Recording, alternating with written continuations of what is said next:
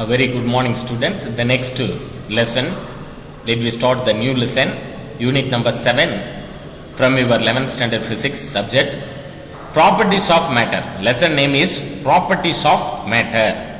So in this unit, learning objectives are interatomic or intermolecular force. Interatomic or intermolecular forces in matter, then stress, strain and elastic modulus, then surface tension, next one is viscosity, and the last one is properties of fluids and their application. These are all the learning objectives from the properties of matters. Already we know the concept of microscopic understanding of various states of matter. So there are three states. Already we know that we studied in the lower section: solid state, liquid states and gaseous state. Solid state means in solids atoms or molecules are tightly fixed position, tightly fixed. In the solid formation, atom get bond together through various types of bonding. Due to the interaction between the atoms, they position themselves at a particular interatomic distance. This position of atom in this bond condition is called their mean position. Then liquids. When the solid is not given any external energy such as heat, it will remain as a solid due to the bonding between atoms. So simply says means liquid state, the atoms and molecules are loosed packed. So when heated, the atom of the solid receive thermal energy and vibrate about their mean position. When the solid is heated above its melting point, the heat energy will break the bonding system. So this is a very important point. The heat energy will break the bonding between atoms, and individually the atoms receive enough energy and wander around. So here also intermolecular or interatomic forces are important, but the molecules will have enough energy to move around, which makes the structure mobile. In gaseous state, the atoms or molecules are very loose bonding system.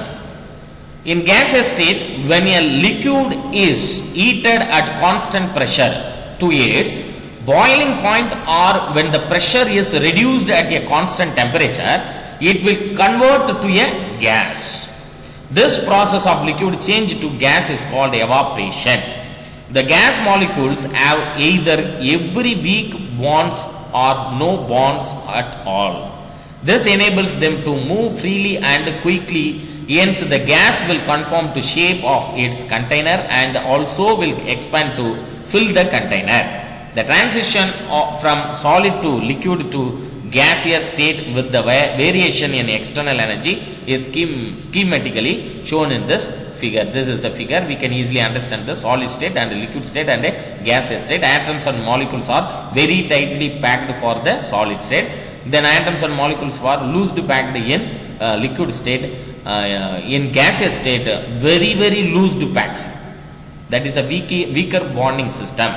Atoms and molecules are very loosed bonding system.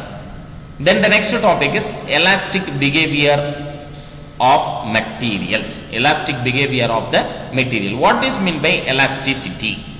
This is the definition of elasticity. If a body regains its original shape and size after the removal of deforming force, it is said to be elastic, and the property is called elasticity. Once again repeat. If your body regains its original shape and size after removal of deforming force. What is meant by deforming force? The force which changes the size or shape of the body is called a deforming force. Deforming force means the force which changes the size or shape of the body is called a deforming force. So what is meant by elasticity? If your body regains its original shape and size after the removal of deforming force, it is said to be elastic, and the property is called elasticity. So the example of elasticity is rubber, metal, steel, ropes. This is the example of elasticity. Then next definition is plasticity. What is meant by plasticity? If a body does not regain its original shape and size after removal of deforming force, it is said to be a plastic body and the property is called plasticity. Example, glass. When we broken the glass, it will not regain the original position. That is why this is the example of plasticity. Once again repeat, if a body does not regain its original shape and size after removal of the deforming force, it is said to be a plastic body and the property is called plasticity. Example, glass. The next topic is stress and strain. Next topic is stress and strain. Define stress and strain. What is meant by stress? The restoring force per unit area of the deformed body is known as stress. Once again repeat, that restoring force per unit area of a deforming body is known as stress. Then the strain definition is, strain produced in a body is defined as the ratio of change in size of a body to the original size. Strain produced in a body is defined as the ratio of change in size of a body to the original size. The next important question is, state Hooke's law of elasticity. Very, very important question, children. Please note it down. Listen carefully. State Hooke's law of elasticity. That means the stress is proportional to the strain in the elastic limit. The stress is proportional to the strain in the elastic limit is nothing but Hooke's law. So stress is directly proportional to strain. That means alpha is directly proportional to epsilon. F by A, formula for the stress is equal to F by A. Formula for the strain is nothing but del L divided by L. So stress is directly proportional to strain means F by A is directly proportional to del L divided by cap L. So this is the formula for the Hooke's law. Stress is directly proportional to strain. F by A is directly proportional to del L divided by capital L. Then the next question is, define Poisson's ratio.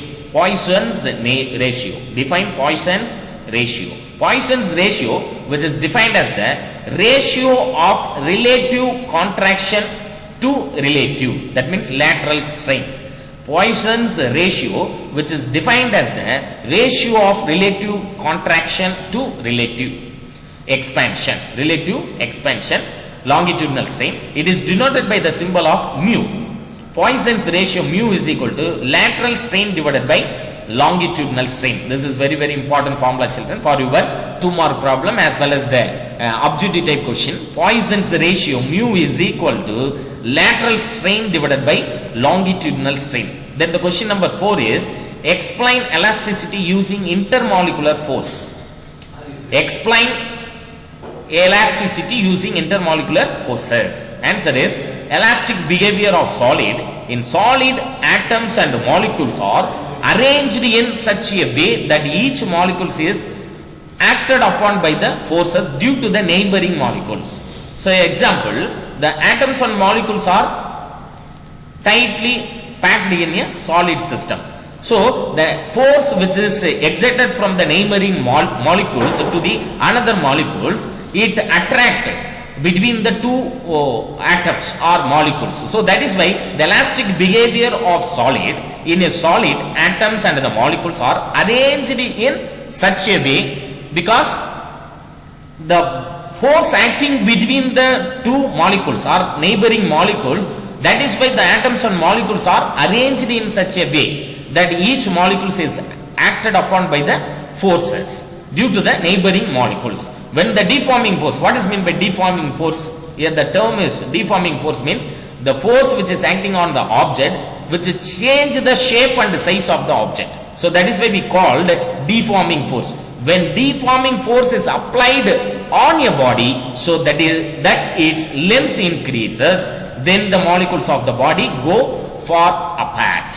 So this is the answer for the elastic using intermolecular forces. Then the next question is, which one of these is more elastic, steel or rubber? Why?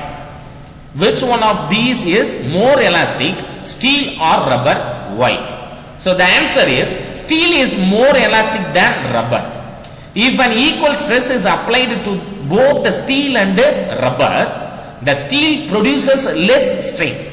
The steel produces less strain. So the Young's modulus is higher for steel than rubber. So the object which has higher Young's modulus is more elastic. So steel has more elastic than rubber. The next question number 6 is a spring balance shows wrong readings after using for a long time. Why? When a spring balance has been used for a long time, it develops an elastic fatigue. The spring of such a balance take longer time to recover its original configuration, and does not give correct measurement. So that is why the spring balance shows wrong reading. So thank you very much.